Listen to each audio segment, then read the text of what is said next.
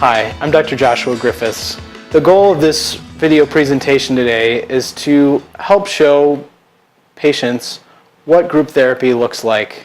We see portrayals of group psychotherapy that at best are kind of silly and at worst are downright scary to patients. Oftentimes patients don't really know what group psychotherapy is actually going to look like. The amazing thing about group is that it takes advantage of the fact that humans are social creatures. Just think about all of the many different groups that have shaped who you are as a person. Your family, your friends, what high school you went to, even their favorite sports team. And group psychotherapy harnesses that principle to help people change their lives. In this video, we will portray two different kinds of group psychotherapy. The first is a skills group. The second is a process group. I'll talk briefly about what each of these kinds of groups looks like. Skills groups tend to be much more structured and short-lived, usually 6 to 12 weeks. The discussion within skills groups is usually based on some sort of curriculum. Skills groups look a lot more like a classroom setting, with group leaders being much more active in engaging members of the group in discussion.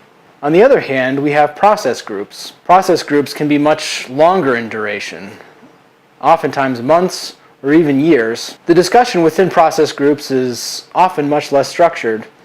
Group leaders take a much more passive role and allow group members to explore the discussion in a way that suits them. Finally, I'd like to just go through briefly what all group psychotherapies have in common. They are accepting, they are non-judgmental, they are mutually supportive, they abide by a code of absolute confidentiality, and oftentimes they can get at issues that can't be reached in individual treatment. Now we would like to move on to the portrayals of the group to show you exactly what group therapy would look like for you. So I wanted to welcome you guys all back to Mindfulness group today. Once again, reiterate how thrilled I was about all the great insights that you guys came up with last week about focusing on our breathing and how we can use that technique of focusing on our breathing to really overcome a lot of emotional challenges, pain, anxiety, stress.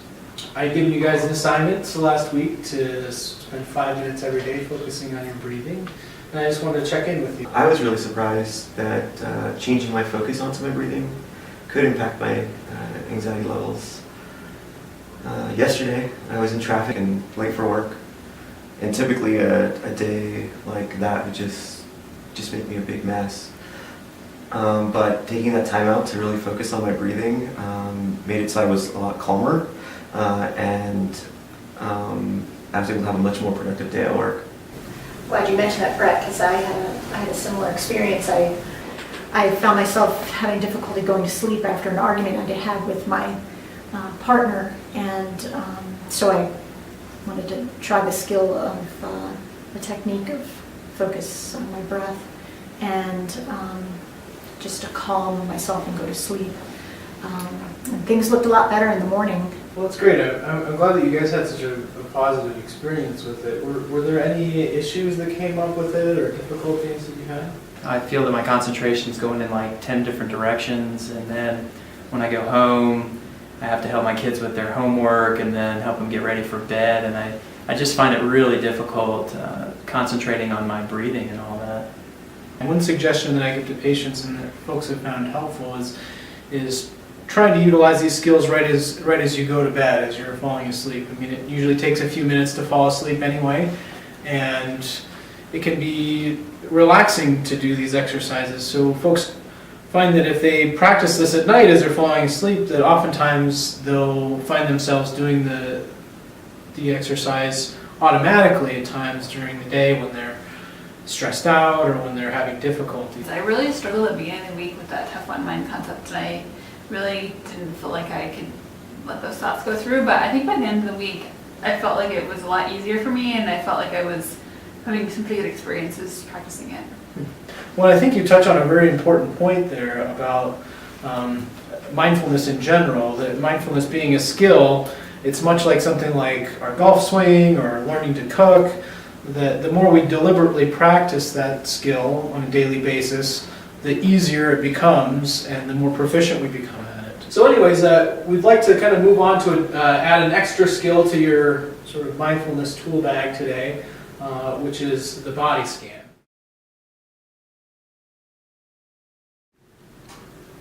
I wanted to start the meeting off today by checking in with you, Joan, about what you talked about last week about your depression getting worse. I just wanted to see how your week went.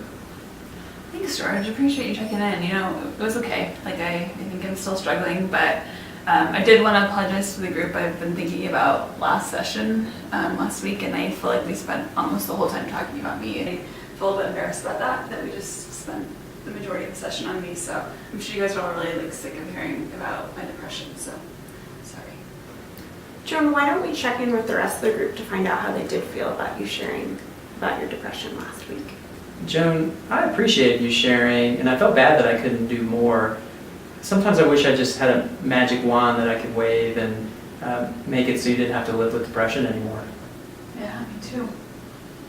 Yeah, I found myself having a similar reaction to Kurt's. I think I had a feeling I wanted to be able to do something to make it better, and I even found myself kind of wondering like where that was coming from in me. Well, I think for me, it goes back to when I was a teenager and my father died. And the message that I got from my mom and my younger brother and sister is that, you know, now you're the man of the house.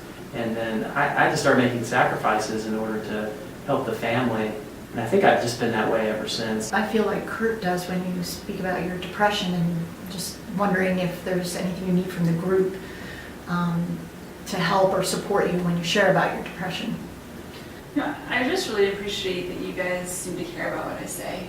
In my family, it just was really chaotic, and we didn't talk about our feelings, and nobody ever asked me how I was feeling, and if I ever shared it, people just kind of shut me down, like they didn't care at all. So it feels a little bit vulnerable for me sometimes to like share these things with you, because I just haven't had a good response whenever I've shared them before. But I really appreciate that you guys listen to me, and that you care about me, and that you're checking with me. So thank you for that.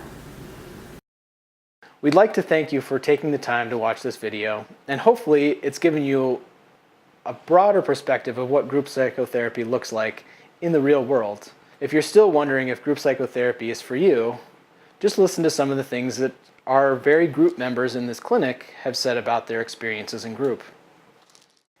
Group has provided me with an outlet and opportunity to express my feelings, pains, and frustrations without fear of reprisal or condemnation. It is a safe zone. Group is unlike any other counseling experience and provides a support system that is not available in any other setting. It is extremely fulfilling to see my progress over time. I've had decreased anxiety and increased power over my own story. It feels like family. We're always trying to lift each other up and give each other knowledge of what we may or may not see. Group helped me through my divorce as well as recovering from a bad marriage. No one ever judged me. They gave me support and kindness, which I needed. I wasn't sure what to expect from group, but group has done so much more for me than I thought it could. As a result of group, I'm more confident.